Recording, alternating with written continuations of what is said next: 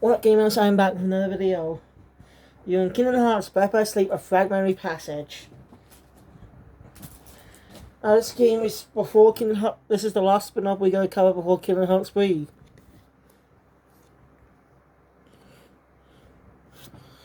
Something I didn't mention in my last video is that the cutscene animation is slightly different is what the previous ones. So using the old type of models.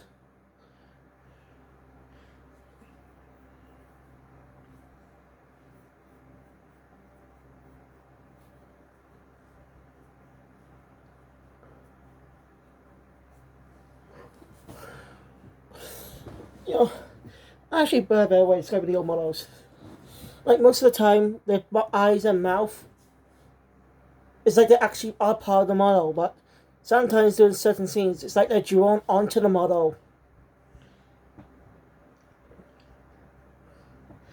Like a cheaper anime game. Style was still good. It was really interesting and unique. It was all unique. I did do that art style. But I'm gonna complain about the graphics of this game. They're alright improvements. This is the Unreal Engine, but it's a pain. They're not that good. But I'll go expand more about this in Kingdom Hearts 3. Because, I mean, look virtually good in certain areas. When you get to worlds based off Botman films, you'll understand what I mean. Anyway.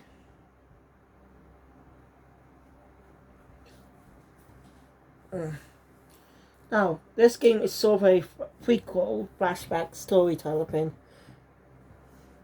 Alright, but better than ado, let's get into this review. Anyway, so the game opens up at Jens's tower. Talk about that saying that they're gonna need to find Aqua, Ventus, and Terra to help them start Xehanort.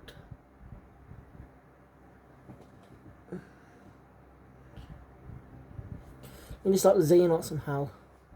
That's why I need the 3 keyboard wielders. And the other thing I was going to explain what happened to them. Secretly. Actually about Aqua, Kratos lost his heart. Aqua hid him in a secret location which we know was Castle Oblivion. And she went off to go find her friend Terra. And never returned. She and Terra were both never seen again.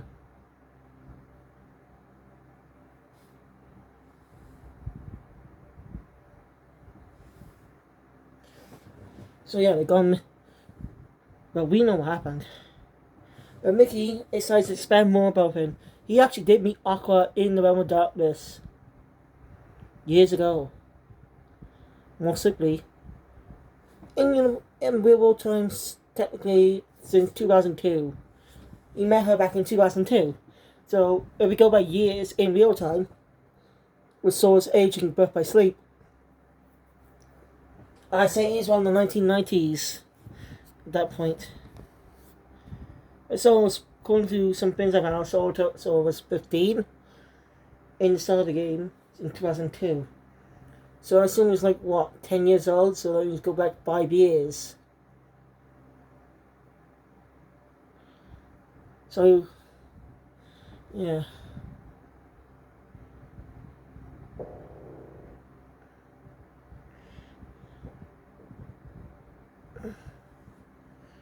Yeah, 1997. It's funny how you use real world times, because 1997 was the release of one of Square's hit Final Fantasy games, Final Fantasy VII. The first Final Fantasy game being 3D. The demo doesn't. The tech demo doesn't really count much. Final Fantasy 64 is not real. Just any lost media YouTuber out there. But yeah. It's not a real thing. So anyway. Yeah. So anyway. Sorry. Enough of that. Anyway. So Mickey tells the story of when he found Aqua in the realm of darkness. And then during the story, he cut to Aqua. You know? She's complaining how long she's been here.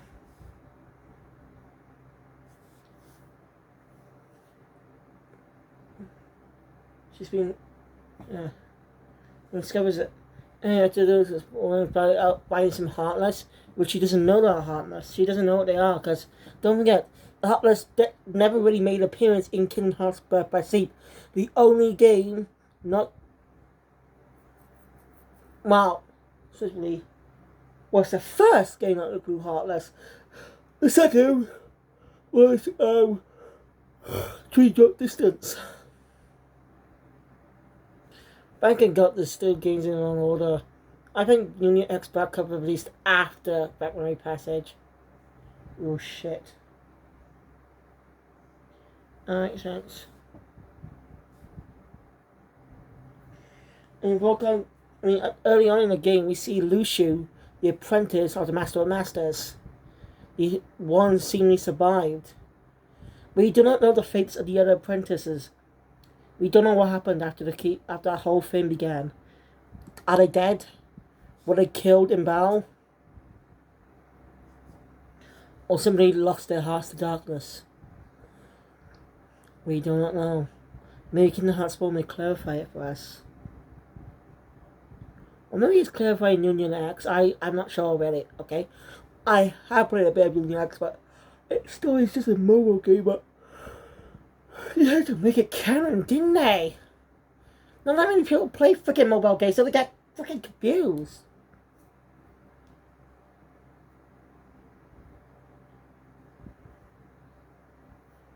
They get confused, don't they?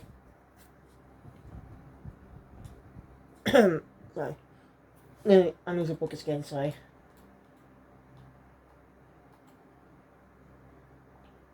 Anyway, so yeah. I discovered that Enchanted Dominions, the world of Cinderella, is going to the world born into darkness. She's no sad. And as she makes her way across the bridge, it starts crumbling when the clock hand starts speeding ahead, which introduces one of the first puzzles of the game. It's when 5 gears hit them, and the bridge will be restored. Good puzzle. Now, this is actually the only Kingdom Hearts game I played all the way through. Because this is over 2 hours long. Like, the game's over 2 hours long, but I didn't actually get through it without dying. And then again, I played on easy mode, so, yeah, that might be the reason. I'll try again on normal mode someday.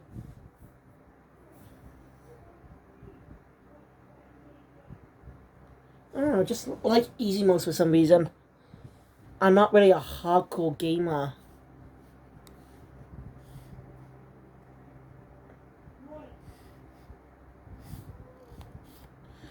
Anyway, so yeah,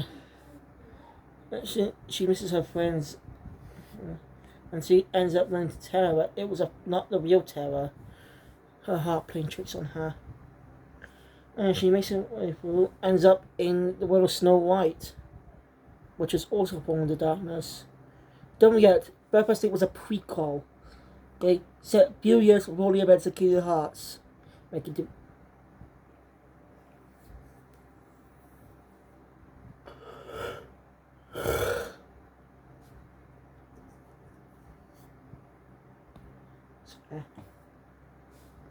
Interesting enough, Kingdom Hearts Birth by Sleep was actually a PSP game. Yeah, PlayStation Portable. But they altered some of the build of controls to fit on the PlayStation 4. Interesting. I get it though, because DS screens would be really tricky to move their way onto console. But if they played on Nintendo Switch, they might be different. It has some similar hardware capabilities as the DS on the other systems, you know? I mean, because you can play old like NES games on NES, Super NES.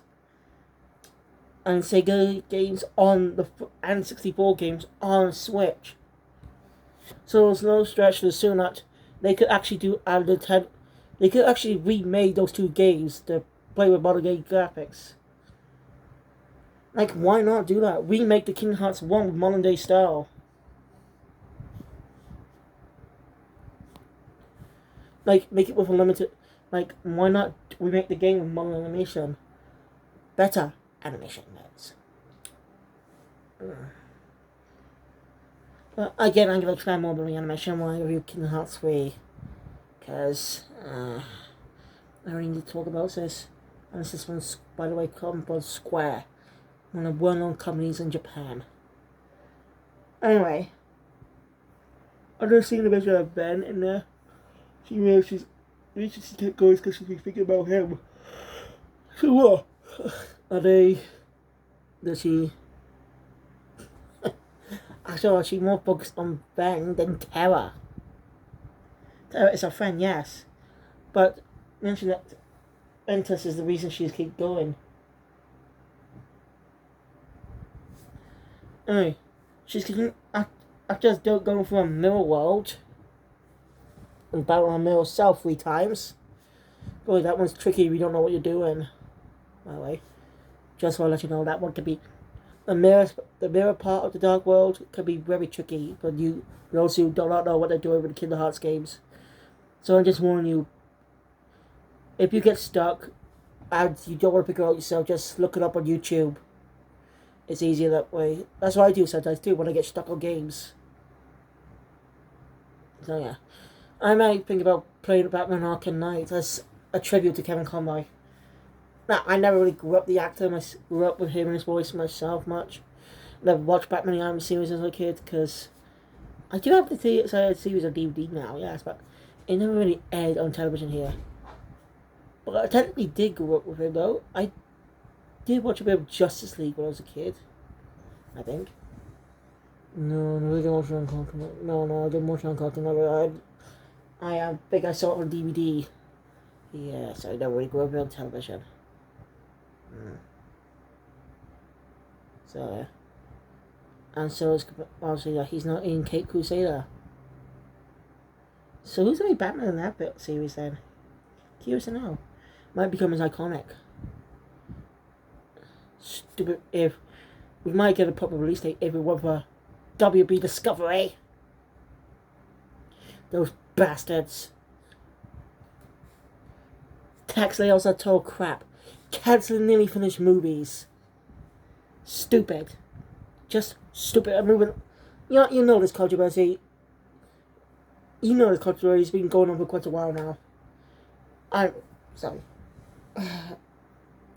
I go off track again. Yeah. Anyway, she ends up in a forest. And I take it here some big heart of the Sora Heartless. Yeah, that it's not what they actually call, but those Heartless actually first appeared in Kingdom Hearts 1 from Sora. You know, a Heartless made from him. You know, we saw him become a Heartless. It's very, yeah, the world just gets very, very, very, very, very, very, very, very, very, very, very, very, very fucking complicated. Simplify the damn complication. A TV show will actually help simplify it. Each season will give us more time to process.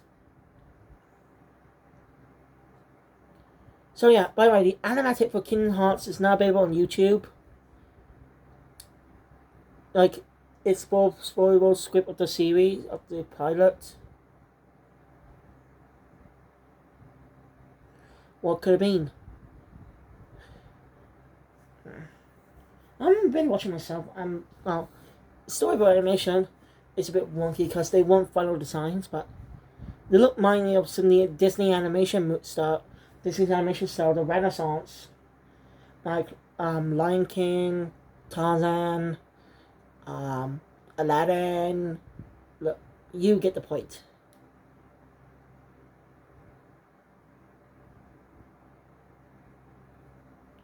Anyway, so after battling through the vines, she runs into Ben and Terra, the real ones, Ben's asleep, but Terra seems to communicate with her. He can't see her though. It just means that he's right now his heart's tied to darkness, but he says he's not in the realm of darkness now. Anyway, I'll talk about Ben without knowing that Terra, someone's on Terra. His hair turns white and a different voice comes up asking where Ben is. What else she could tell him? She realizes that's not him. Oh, you realize. Anyway, Terra just tries his best to stop him. The Xehanort has took control of his heart. Terra messed up. Yeah. A Xehanort managed to grab him. But Terra used all his power to stop him. But now I'll keep him at bay. Because they're separated from down to other parts of darkness. Unless she meets Mickey. Now, you think there's something when playing. Kingdom Hearts 1 is kind of inconsistent with Mickey Mouse. I get it because they didn't have it as an outfit designed for him at the time. Because, again, he wasn't that featured in the game. He only literally had one appearance in the game. And that was in the finale. So I understand, but they kind of had to. Now they get Mickey Mouse clothes, but they kind of retconned it. But they found a way to actually tie into that. Sorry, I was saying, where was I? Oh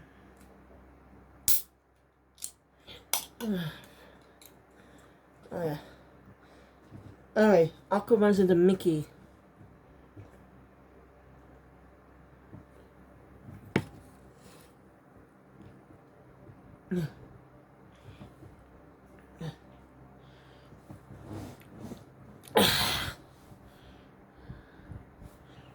Anyway, Mickey asks what Aqua's doing in the realm of darkness. I can't remember if she clarifies or not, but anyway. Two sides stick together for help. Aqua decides to help Mickey on his mission in the realm of darkness. I see Mickey says he's got to close the door to Kingdom Hearts. He's got to close it. So this takes place during Kingdom Hearts 1. We get confirmation a little bit. After fighting through some enemies, we end up on Destiny Islands, which, as you know, got sunk into the darkness during Kingdom Hearts 1. Aqua remembers this place. And she tells Mickey that she was here when they visited this place, and she met two boys, Riku and Sora. She was going to pass the Keyblade on to one of them, but she didn't because Terra already passed the one on to Riku. Mickey asks what the boys' names were. She tells him Sora and Riku. Mickey realizes that he tells her that they're the ones helping him out. As you know, with Kingdom Hearts 1. We actually get some clever little mentions. We actually get some ways of why the specific points of time happened.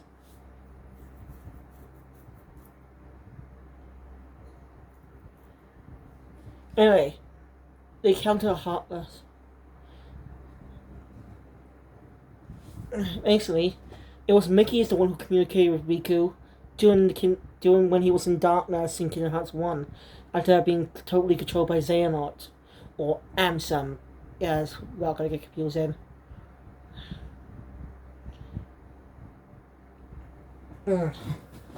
So, what we gonna call Ansem the Wise and Ian and Ansem on the screen together? That'll get confusing. But maybe seen the last in Kingdom Hearts 3. Maybe. But hey. I'm gonna call the Kingdom Hearts 1 through 3 a certain part. I mean, Unity X back cover actually sets up the next story. Or simply, we could put it like an anime arc. Each arc, there's different arcs part of a saga. Simply like One Piece is the East Blue Saga.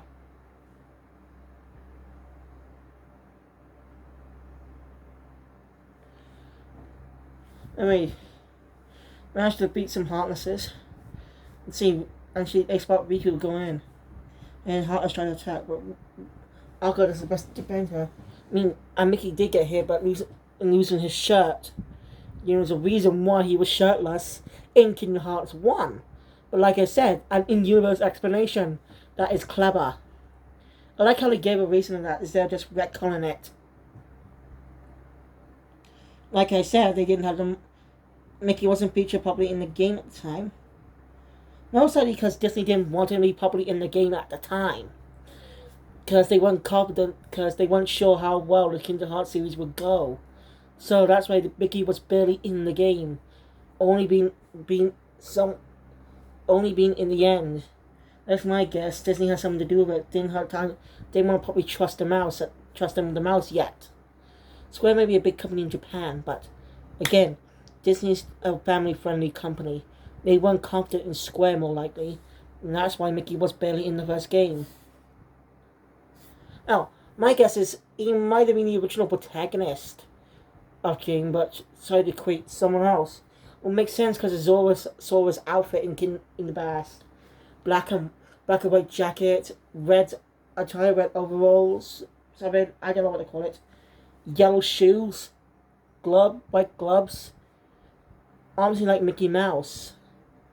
So that's just my guess though, that Mickey Mouse was originally going to be the protagonist of Kingdom Hearts. Like some other Disney games he was in, like Epic Mickey and stuff.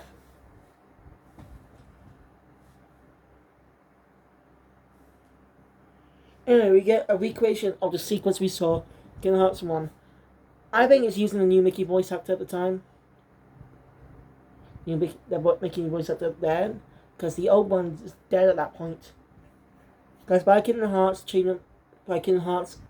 like after Kingdom Hearts 2, the spin-offs came, like Kingdom Hearts Coded, we got a new Mickey Mouse voice because the actor already passed away at that point in time. Now, like Lucy Taylor did survive up until Kingdom Hearts 3. She died a few years, sometime in 2021, I think. Was it 2020? I can't remember the exact year, but yeah. It was basically doing season 3 of DuckTales, I think. Or season 2. I can't remember. Yeah, season 3. That's my guess.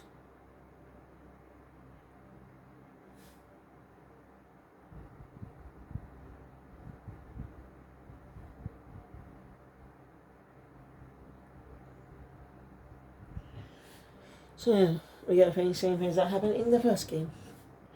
No, everything's back to normal, and Arceus falls back down into the darkness. We get an epilogue after the ending. Riku definitely wants to help Aqua now. Yensid tells them they can go to the realm of darkness now. And gives Riku and Mikey new outfits to protect themselves from the darkness. Now Kairi will be betrayed by Merlin along with Lee, formerly known as Axel. We train together as Keyblade wielders. They become Keyblade wielders. And he says, "May your heart be your guiding key." And that keeps coming up. Anyway, we get an extra scene. After I leave, sometime a few minutes later, Sora finally comes back. Guys, during this whole story, Sora was off. This takes place just a few minutes after Kingdom Hearts' Birth by Sleep. Not perfect. I mean, Dream Drop Distance. Sorry, Kingdom Hearts Dream Drop Distance. Yep, Dream Drop Distance. This takes place after that. During when Sora went to see the Dream Eaters in Traverse Town, and now he's back. He's late.